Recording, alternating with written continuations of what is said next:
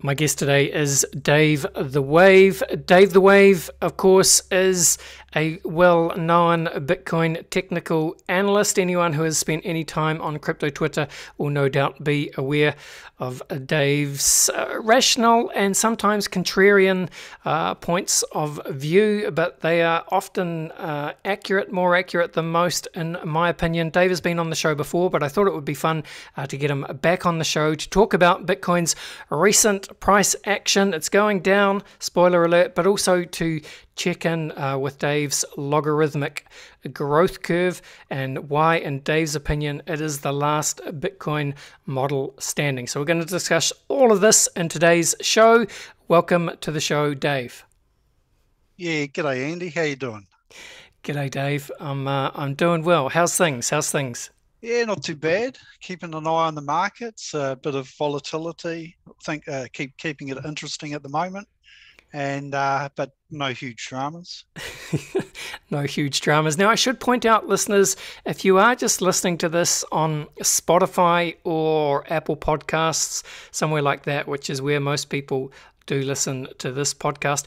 Well, just so you know, Dave and I, we've got the video on Zoom. Dave is sharing his screen. So I'm going to publish this on the Brave New Coin YouTube channel, and Dave will be using some of his charts. So if you want to listen to this just as a normal podcast, no problem, you can do this. But if you want the benefit of seeing Dave's charts on screen, please just go to the Brave New Coin YouTube channel so you can watch along with what we're talking about. Dave, let's begin with, don't worry listeners, we are going to talk about the recent price action, all that good stuff. But I think to begin with, Dave, the podcast is called, I think, Bitcoin's logarithmic growth chart, and we're talking about this being the last model standing. So to begin with, Dave, I think it'd be good if you can walk us through your thesis for what the Bitcoin logarithmic growth channel is.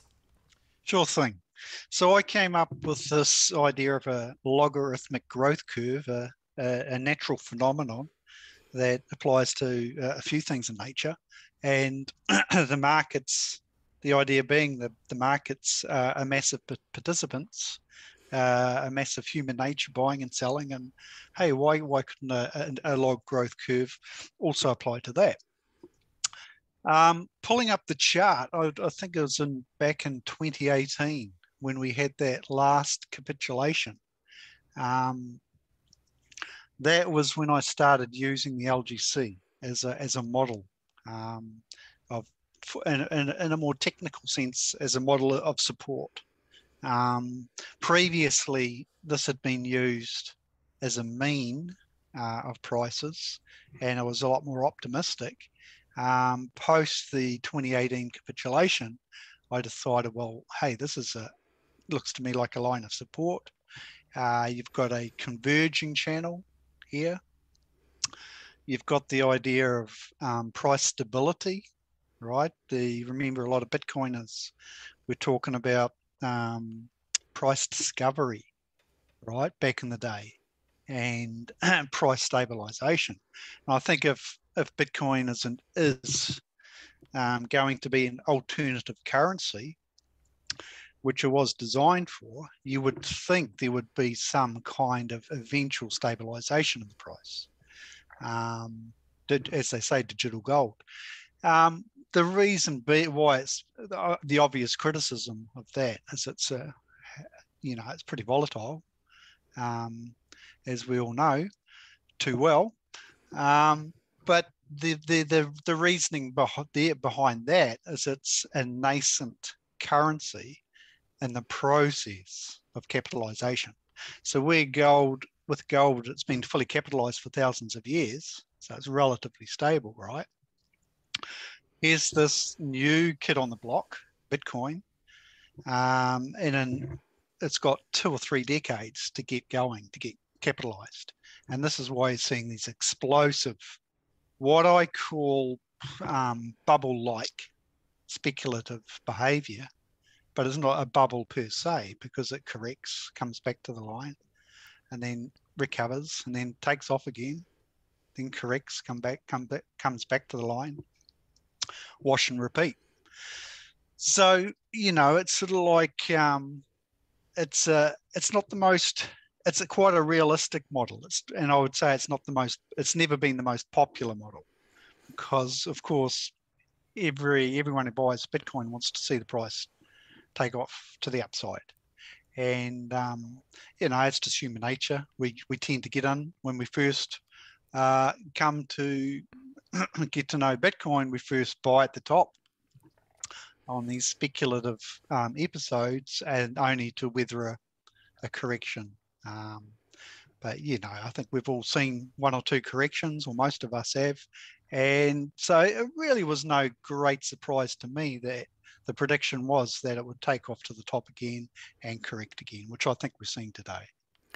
Yes, and I can see, Dave, one of the tabs you have open on your screen there it's one of the first blog posts you wrote to kind of lay out your thesis. This might have been the second time you did it. So this is back from, I think, 2020, November 2020. Yeah. So do you want to, please don't read the whole thing out, but just skim through this article if you like, and point to any particular highlights as to what the LGC is. Sure.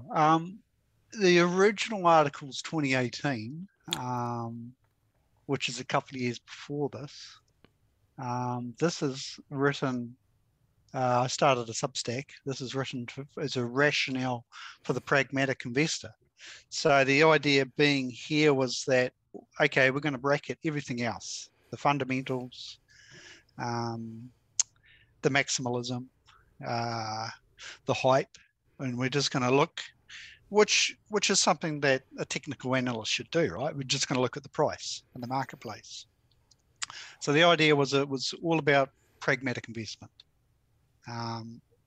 Sure, we all want Bitcoin to do well, but the idea behind this was, okay, well, let's just look at the chart, pure and simple. And is there a trend there that the investor can get involved with? And I'm not interested in trading Bitcoin. All my charts and Bitcoin have been for the investor. I could say hodl, but, investor / hodl, but the hodl is a little bit of a loaded term, isn't it? That sort of identifies with maximalism and tends to hype the price as opposed to looking at it soberly, realistically.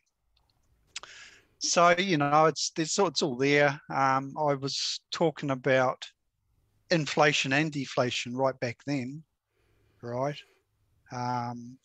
Where in inflationary expectations, the price will take off to the top. When you got the FOMO, the inflation expectations, it takes off to the top.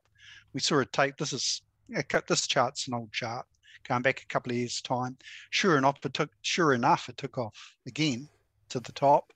And on the corrections, you get the FUD, you get the deflationary expectations. And I think we'll talk about that later on, but we're starting to see you'd only expect it to come back, to take off to the top and come back to the bottom again. But while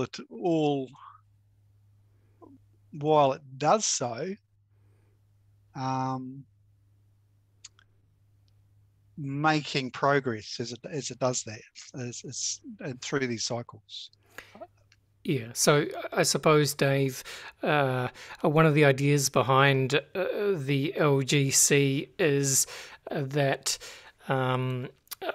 a lot of the exponential growth in Bitcoin's appreciation will happen at the beginning, and then slowly over time as the market matures, there's more liquidity, we get what you would call diminishing returns over time, right? Yeah, for sure. There's an updated chart looking at the current price action.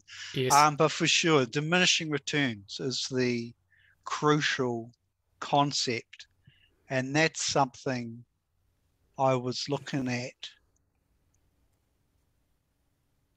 back in the day in 2018, where I first started using this LGC curve. it's also a channel, a converging channel, which plateaus at the top. And you can see there clearly this, what I called the claw, where you'd get this diminishing return. So this cycle, which I should interrogate in inverted commas, or I'm not so sure about cycles, or I mean, there's cycles, but there's something to take with a grain of salt. But the appreciation is diminishing, right? Every run, you're getting a diminished return on your, if you invested here, you're getting a good return. Next time, a bit lesser return, and predictably, you'd be getting a lesser return. Now, this was diminishing returns, which is the primary idea, but the secondary idea here is a lengthening cycle.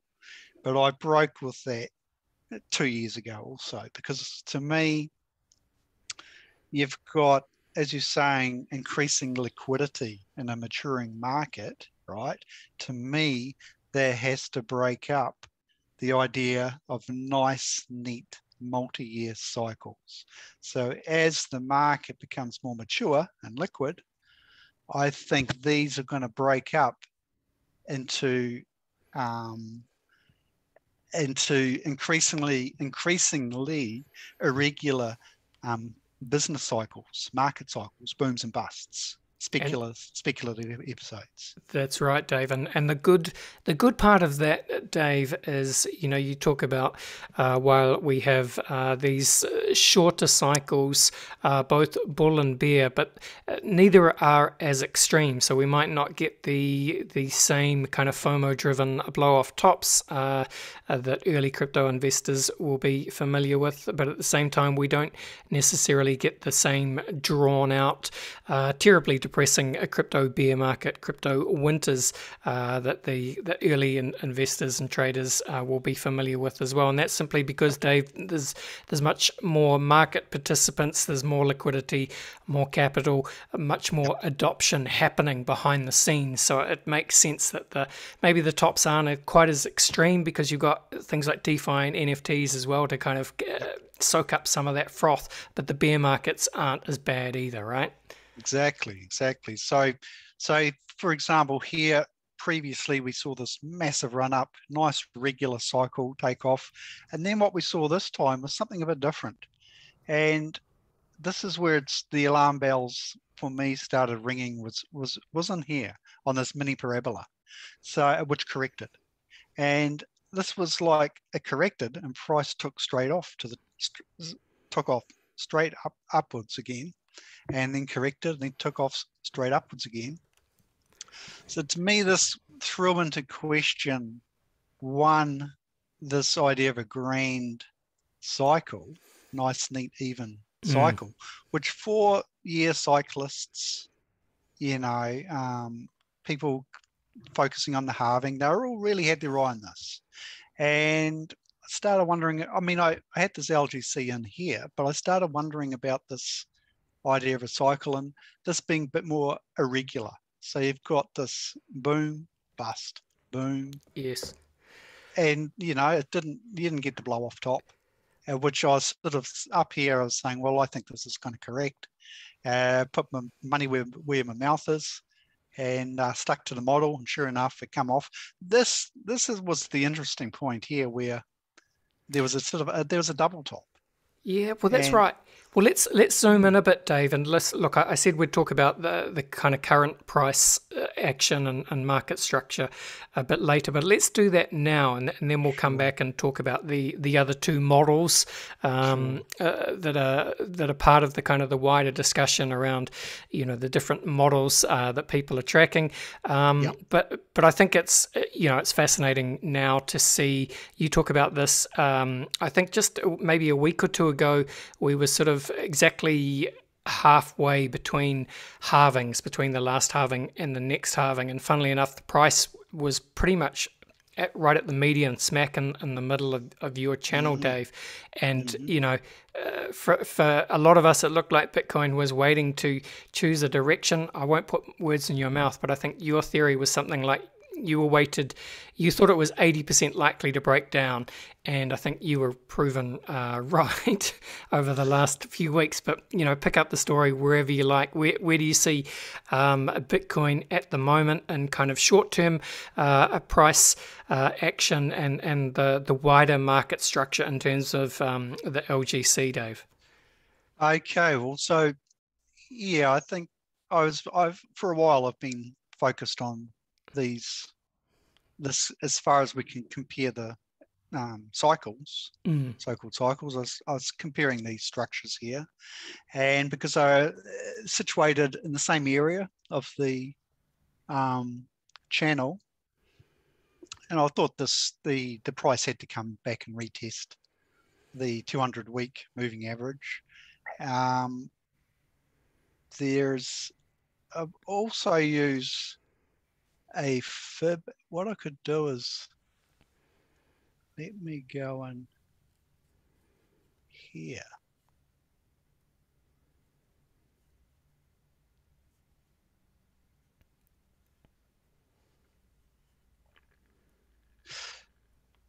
Yes, Dave, I like it. Bring back the buy zone, Dave. Put the buy zone in. Yeah, that's it. There's the buy zone.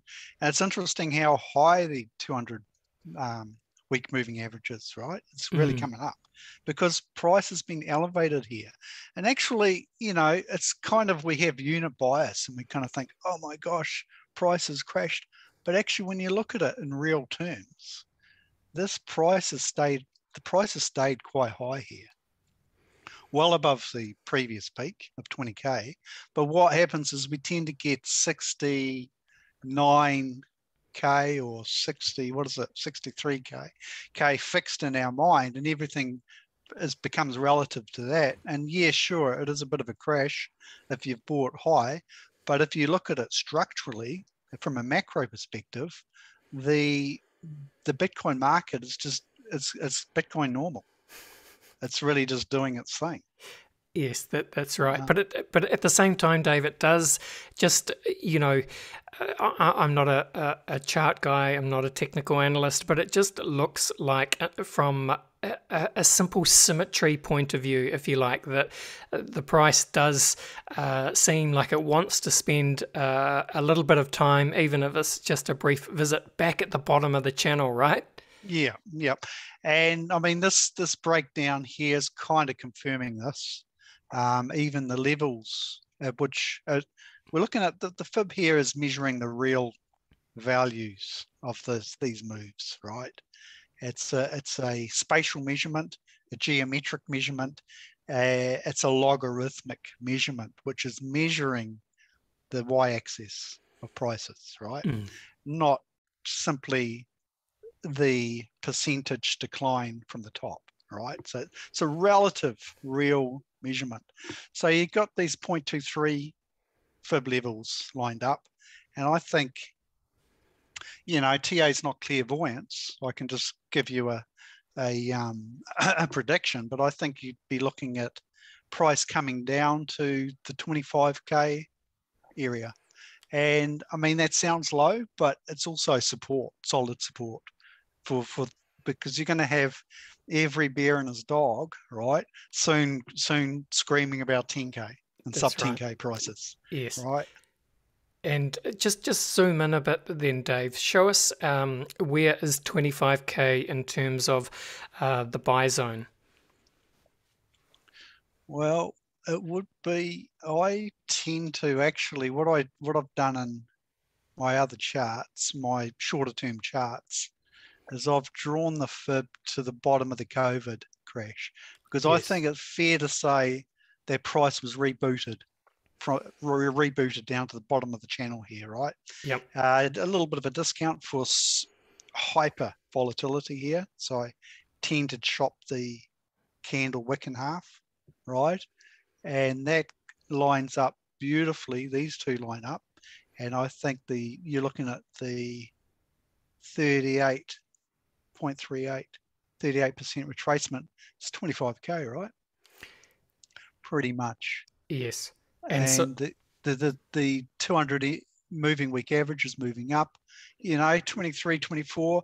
I think, if a prospective buyer is better to err on the side of caution here, right? Because if you look at the macro, if the LGC is anything to go by, right, the macro is much higher.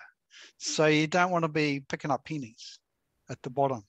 I think if on the basis of something like this, you want to be starting to, if you haven't bought already, like I did my buying in here. I actually bought here, sold a bit here, rebought here. Buy zone, you're familiar with the buy zone, buy zone. And I sort of got a bit cautious here. This has been vertical, but even at these high prices here, I think it was 14, 15K. I remember people on Twitter saying, well, I've got no Bitcoin, should I buy? And I said, well, why not? Average in a little bit, and that, if you haven't got any exposure, because the risk really is always to the upside. So this is the thing, it's a balancing act, isn't it? Between, you don't want to buy high, but you want exposure. And so really something like this helps you stop buying too high, but buying at the buy zone. So what you're saying, Dave, if I can read between the lines, is for the pragmatic investor, if you like, yep. It's time to, you might want to spread your buys out. If you're someone that is either looking to get some exposure to Bitcoin or increase your existing exposure, now is the time to start paying attention. You're getting good value from money anywhere from where we are now down, but you don't know. The problem, of course, Dave, is Bitcoin can dump really hard, but it can jump really hard as well. Yeah. I would put a little bit more nuance on that. Please do, Dave. I'd say 25K you want to be aiming for. Yes. And start layering in, buying in a few tranches. And because really you're in a buyer's market now, right? Mm-hmm. And you could think of this downward diagonal, and I use this a lot on my alt charts, as a line of resistance now, right? So there's no rush to buy. But say this short-term idea is wrong, and price and Bitcoin always surprises us, right? Say it does break out to the upside. If it breaks this diagonal, you could think, okay, well, it provides some discipline by which you would buy if it did take off to the upside. But I think, as you're saying, 80%, I think you're heading down towards 25K, where you'd want to be layering in. But, and that's as an investor for the longer term. If you're wanting to trade something more volatile. Yes. And I suppose this time around, the Bitcoin bears, or put another way, Dave, the Bitcoin value buyers who are looking to average in at the lowest price possible, they're probably fair to say that they're going to get assistance this time from the wider macro environment, which is just, let's face it, it's not good at the moment. The world's a messy, volatile place. You've got terrible geopolitical things happening, runaway inflation. The Fed has turned off the money tap, and so all the tech stocks and all the stock indices in general are trending down. So yeah, I mean, it makes sense that Bitcoin is going to follow as well. Yep, and I mean this whole the old, that old hoary chestnut, the inflation deflation debate. You'll have both sides arguing black and blue. That's kind of priced in to the LGC, where you get these inflation expectations, you get the FOMO on the way up, and you get the deflation expectations, the panics on the way down. And this is what you're seeing once again. So, and I guess that's the realism of the LGC. It accommodates both. So it's not an either or. It's not like, Bitcoin relies on hyperinflationary scenarios. It's can accommodate both, because primarily it's a currency. and in deflation, monetary value goes out of assets into currencies. Yes, makes sense, Dave. What about? Sorry, I just add there. I mean, we've just seen a huge speculative move up here. Mm-hmm. A lot of this is froth, and as this will come off in the correction, and you come back to, I think, the base price, which is this currency being capitalized. Yeah. What about? A lot of different people have had wildly optimistic long-term price predictions for Bitcoin, Dave. Right. You'll be familiar with those. How do you see the top end of the LGC accommodating any kind of future parabolic price rises? Is there an upper limit? Is there enough room for the price to kind of spike above the channel, and that can be accommodated? Well, it could. I've always been working with this logarithmic growth curve, which is the idea that it must plateau. Diminishing returns. Yeah, diminishing returns, and there's a cap to it. I mean, if I zoom right out on it, right, there's a logic to these curves where they pick up all the data points, almost as much as possible, and it plateaus here. And I've got just below 1 million price, and the price will still be in nominal price terms pretty bloody volatile up here, but in returns, and it won't be exponential returns like this. So that's your diminishing returns. Also notice the convergence here. So it's the volatility, the macro volatility between the so-called cycles is reducing. And that predicted, on the basis of that, I predicted this there not to be a blow-off top. That kind of thing belongs to the past. And this, as this becomes increasingly mature, one day it becomes an actual, from one perspective, it's an asset class. From another perspective, it's a currency, right? And the volatility of it will reduce as it's capitalized. But that, what you're saying, yeah, I mean, sure, but that would break my model, and that's fine. Models are there to be broken, but at the moment it's performing pretty well. And the prediction is it will, it doesn't look a lot on the basis of this, but it is. If I put in a percentage up here, look at that, there's 10x, 1000% up here and right up to the top. So I just want to be clear then, Dave, especially for anyone who's listening and can't see your chart. So you mentioned $1 million Bitcoin is possible within your LGC model. So just put that into context in whatever kind of time frame you want. I would say, I mean, on the basis of this, I would say, that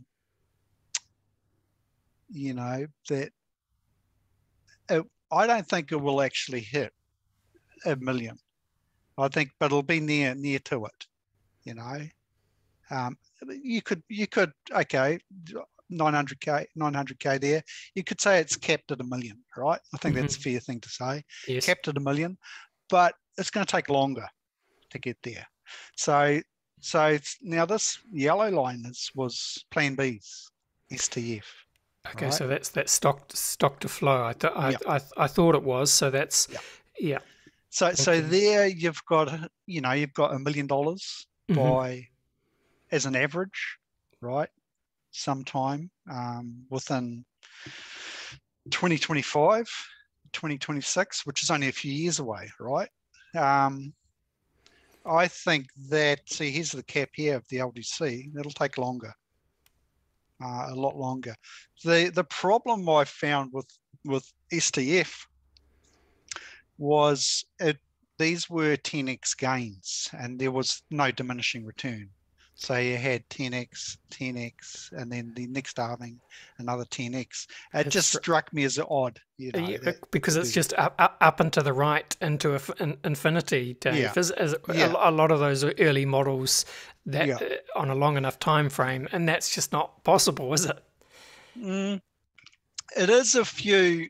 It's based on the hyperinflationary scenario. Sure. Got it. There are deflationary pressures out there. So USD was never going to go up in a puff of logic. It was like there's too much going on with USD as a reserve currency. There's inflationary pressures, sure, from monetary theory perspective, but from a reality perspective, there are a hell of a lot of deflationary pressures on USD too, which is why it's recently spiked. Yeah. And okay, sorry, I just got to pin you down slightly, Dave, because I'm not sure we got a clear answer. So you're saying the top of the LGC channel was roughly 900 grand. Just rough time frame on that. Okay, well, jeepers, what is it? Let me go into the monthly chart. And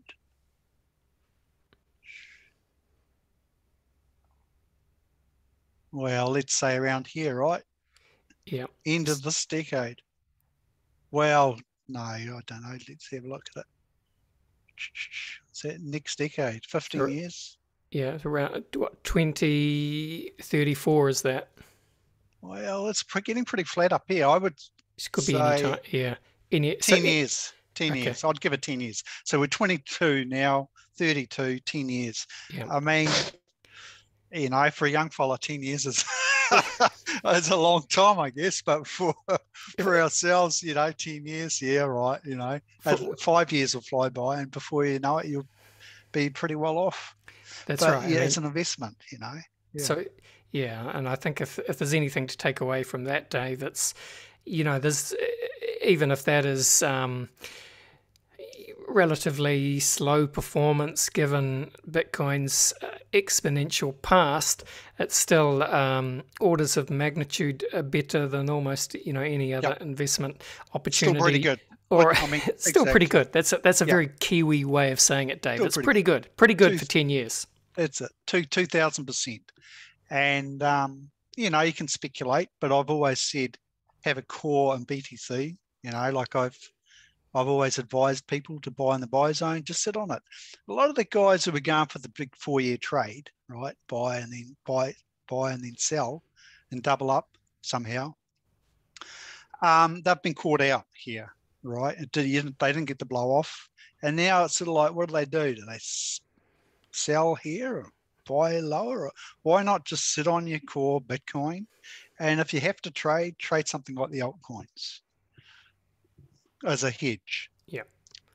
So you got to have a strategy. You got to smarten up with this.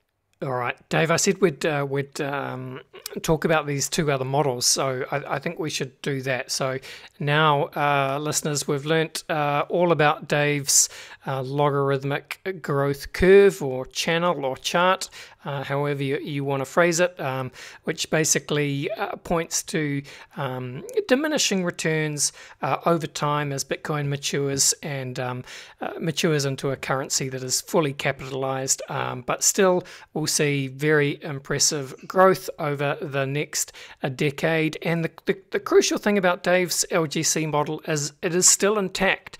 Dave came up with this thesis back in 2018.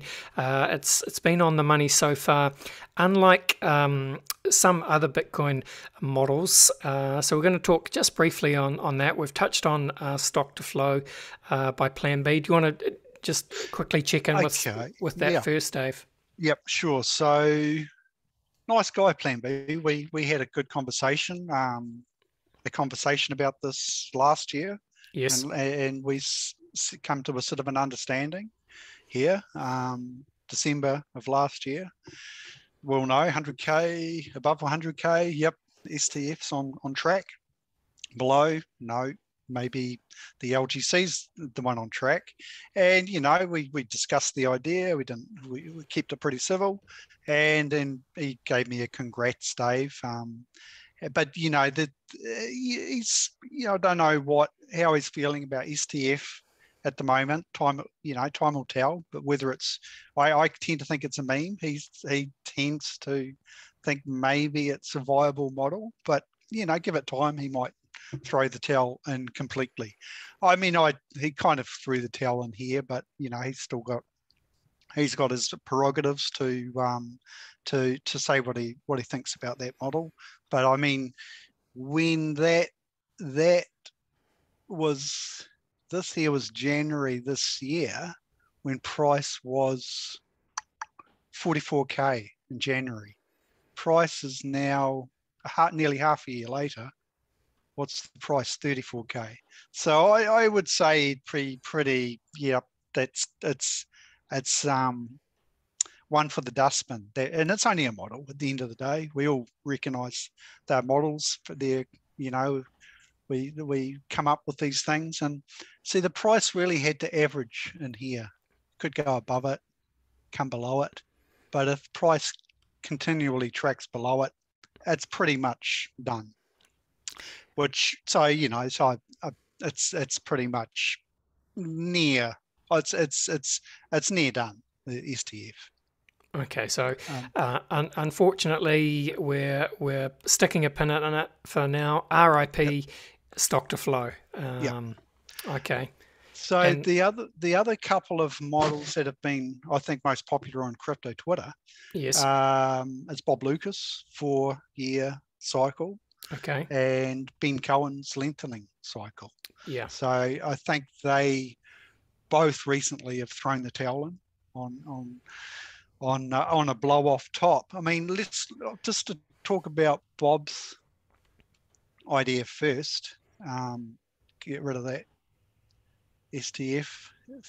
Now, Bob was discussing the 4-year cycle, but he was also very interested, as most people were, in the blow off top, right? And that's just something we didn't see. So he just recently, after he was looking for a blow off here or here, and given the amount of time that has elapsed, I think he's decided, well, yep, that's not going to happen, and we're in a bear market, and the cycle's over. Now, the irony of this is that the 4-year cycle may have played out only too well. So it's the 4-year cycle's played out, but not the 4-year cycle blow off top, which everyone was looking for.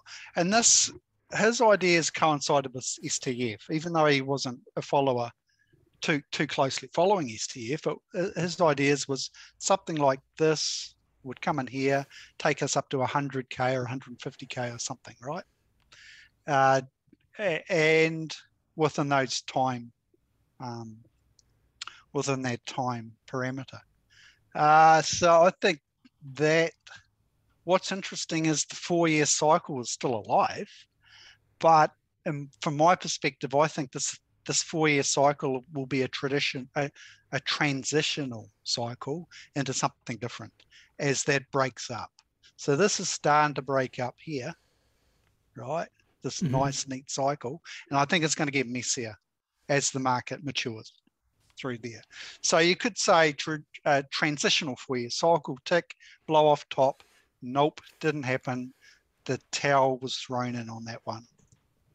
It was a nice theory, and I think this is part of social media, is that you want to be popular, and sometimes there's the tendency to market the chart rather than chart the market, right? And this you can see why. You take the perma bullish scenarios. It's going to be a bit more popular than the realistic ones.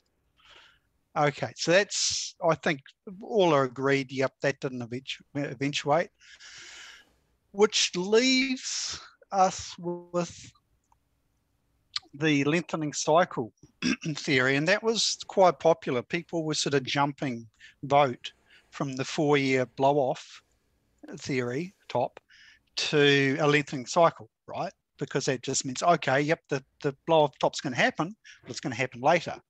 And this was something I touched on this earlier, right? This is something I was thinking about a long time ago, 2018. But I realized, well, there are macro. This is nice from a purely data perspective, lining up these things. But from a macro or a qualitative analysis, where the market might be changing to being more liquid and more mature, it just didn't look right. I thought, nah, it's not going to do that. And it didn't. It sort of like took off and whatnot. There's still a possibility that it might spike to 100K, 120K at the end of this year, but that, it's looking increasingly unlikely. I think Ben Cohen is well known with promoting lengthening cycles, something I first looked at in 2018, but I broke with that 2 years ago, 2020, and just to focus on the LGC. For me, if anything, it's diminishing cycles. It's breaking up. Volatility is breaking up within the LGC, and you could say diminishing everything. Diminishing returns and lengthening cycles was always way too long.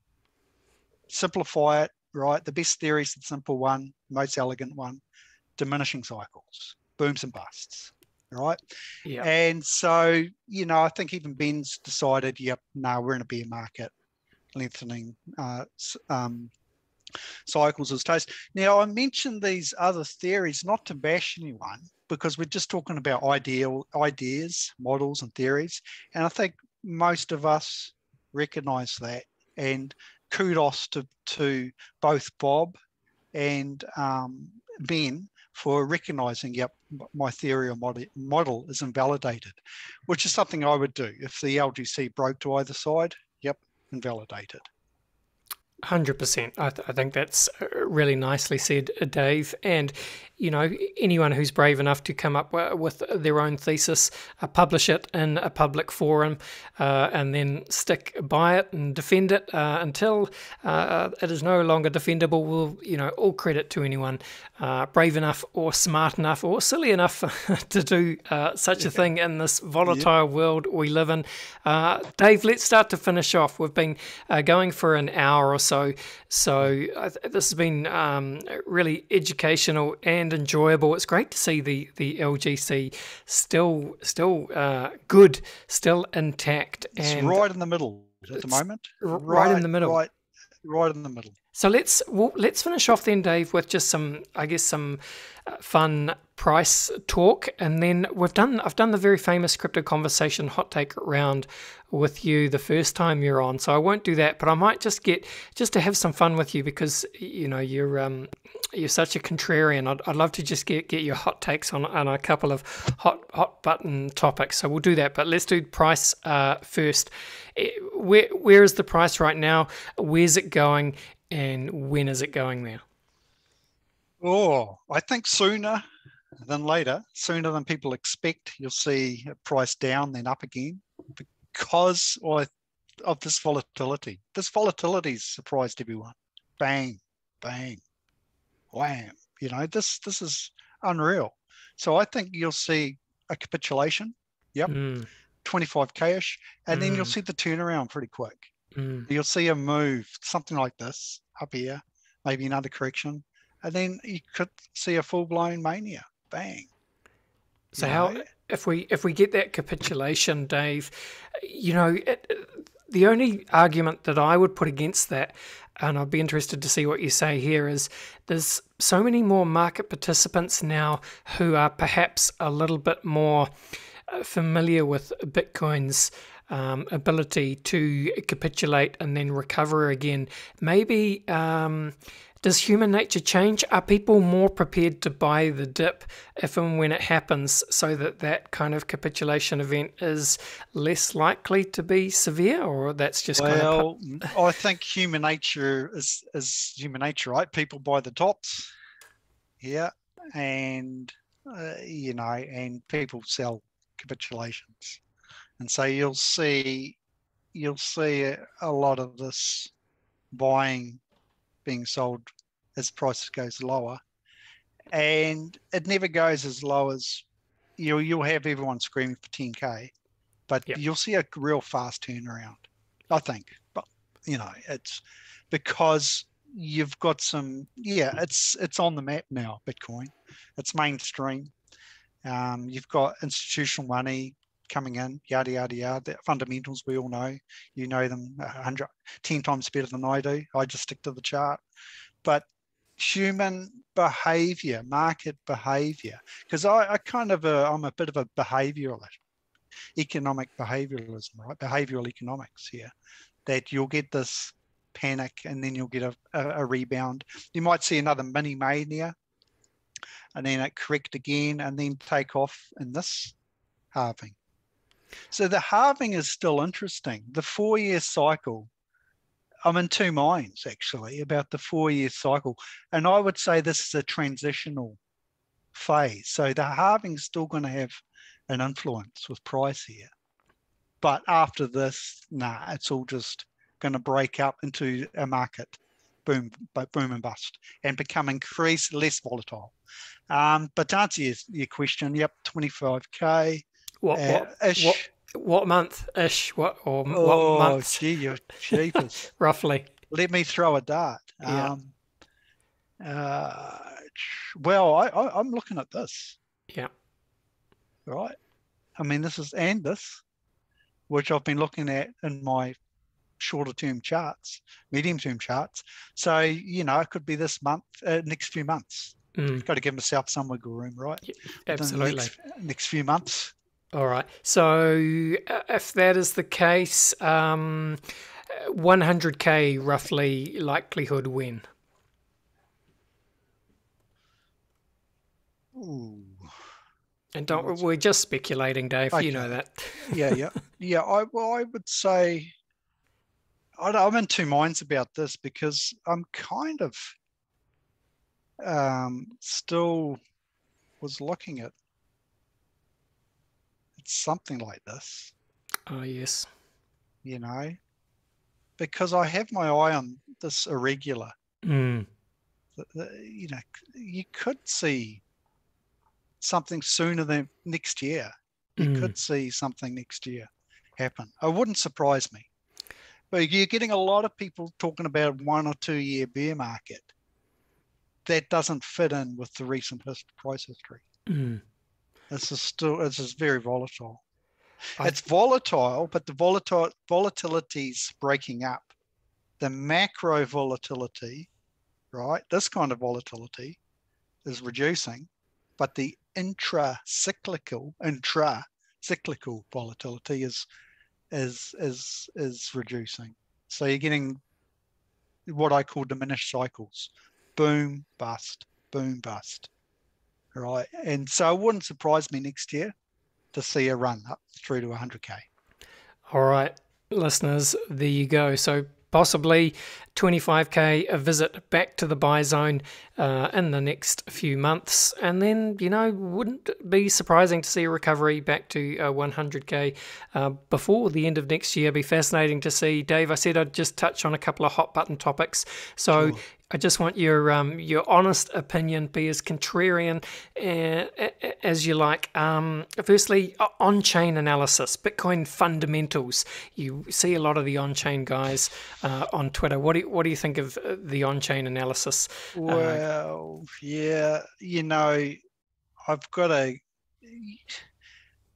don't want to rubbish it and write it off because there's different methods, right?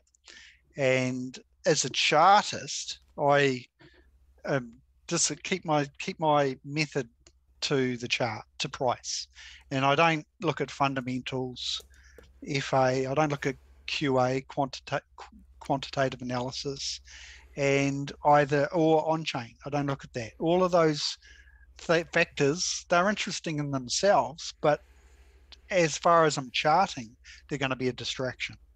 Yeah. Fair. Now, I mean, I don't take the chart too seriously. I mean, it's a model. I'm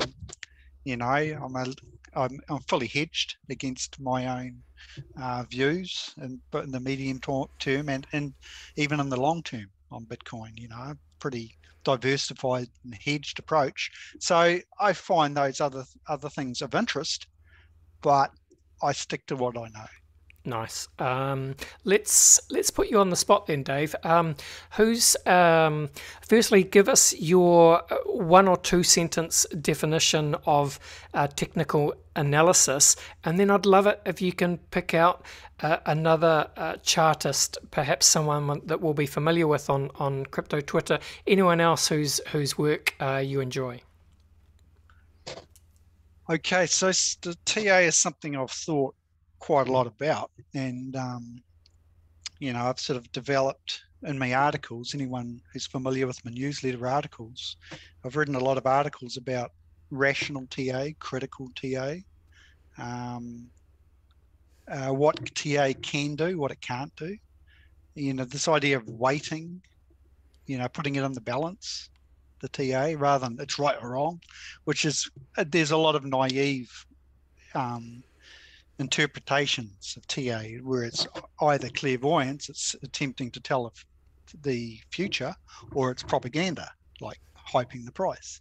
So it's neither of those things. It's somewhere between fact and fiction, right? And it's hypothesis. And it's sort of bringing it back to that theory, bringing it back to hypothesis, rationality, and criticism, knowing the limits of what it can do and what it can't do. That's TA. So in a sentence, you asked for a sentence, right? That got a bit wordy. TA is risk management to both sides. I love it. Right? Nice, very nice. So you're managing the risk to the upside and you're managing it to the downside. So it's a big balancing act. Yep. I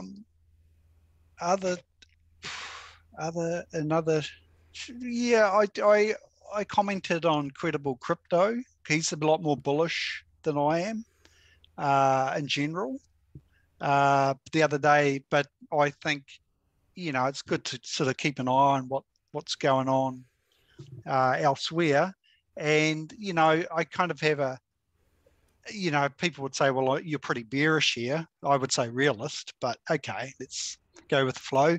And I like to keep an eye on some charts that are more bullish and that have a bit of technicalities behind them, because I hedge against myself, and I would call this my major view, right? This correction, but my minor view has always been this, carry on. That's what I call my minor view. So that's no contradiction. They can't both be right. Neither of them can be right. It's just like one or both of them will be invalidated, right? It's like, it's not right or wrong, but that's just a minor view I have of it. And there could be this wicked turnaround.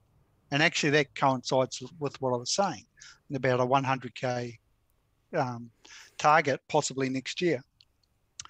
But yeah, so I mean, I would say I've sort of like, I notice Credible Crypto's charts now and then and think it's an interesting take. All right, shout out to Credible Crypto. I did see you point to one of his charts, Dave, last week as representing your minor view. So thank you for that. NFTs, Dave. I'd love to get your non-fungible, non-refundable tokens. Non-fungible tokens. What's your hot take on NFTs? Have you been collecting any NFTs? Nah, not interested. Just stick to the chart, I stick to what I know. I'm just not interested. So I do a lot of alt trading. Alts. So here's a list of all my alts here. There we go. That keeps me pretty busy. And well, since we're talking about that, Dave, as we finish off, please. Well, firstly, thank you so much for coming on the show today and, giving us a really in-depth look through the LGC chart. I know you have an alts page. Do you want to talk about that? Tell people where they can go if they want to learn more about that. If they're interested in the alts page, there's a subscription involved, they can send a private message to me at my Dave the Wave Twitter account, and I can provide some information about that. The other thing is my articles, which are published fortnightly. That's something, if you're interested in the macro and maybe the educational stuff, psychology behind trading and investment, that's something to look into also. I publish those also on Twitter. Yeah. Awesome. This has been excellent, Dave. Thank you very much. Okay. All the best, and go Bitcoin, and bye for now. Great. Thanks, Andy. See you next time. Bye-bye. All right. There you go, listeners. That was Dave the Wave, live and direct here on the Crypto Conversation, charting Bitcoin via the Logarithmic Growth Curve. I really enjoyed that. That was fun. I always enjoy catching up with Dave. He is one of a kind, definitely a very interesting Bitcoin personality. All right, well, I do hope you enjoyed that. If you did enjoy that, please don't forget to subscribe to the Crypto Conversation in whatever podcast app you are using, or even here on the Brave New Coin YouTube channel. All right, thanks for listening, team.